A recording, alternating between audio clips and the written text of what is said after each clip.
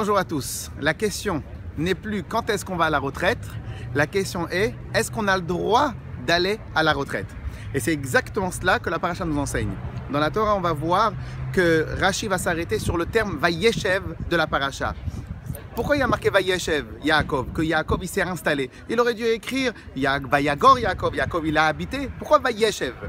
Rashi dit, en vérité, Yaakov, il voulait s'installer, il voulait se reposer, il voulait se lâcher, il voulait se laisser aller avec toutes les années de difficultés qu'il a eues entre Esav qui voulait le tuer quand il était jeune, après lorsqu'il est parti chez Lavan pendant 22 ans, après sur le chemin du retour, il y a encore Esav qui veut le tuer, et donc Yaakov, une fois qu'il est arrivé chez ses parents, il voulait se reposer, se lâcher. C'est pour cela qu'il y a marqué Vayeshev.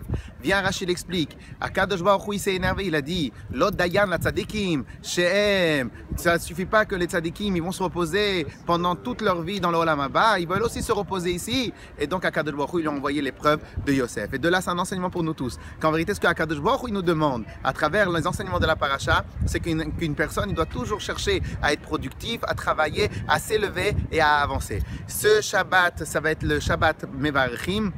Le Shabbat qui précède Hanouka. Donc on appelle à tout le monde, comme le Rabbi a demandé, que chacun s'occupe de son voisin, chacun se demande et se pose la question autour de lui, si tous les bénis Israël autour de lui ont bien allumé les bougies de Hanouka. Et donc Bezrat Hashem, que ça soit une fête de Hanouka remplie de lumière, de brachot, et que Bezrat Hashem Mashiach Tzidkeinu il arrive très rapidement. Kol Tov Leitraot, je vous rappelle que les guides, les kits de Hanouka sont disponibles au Bet Rabad. Kol Tov, Shabbat Shalom.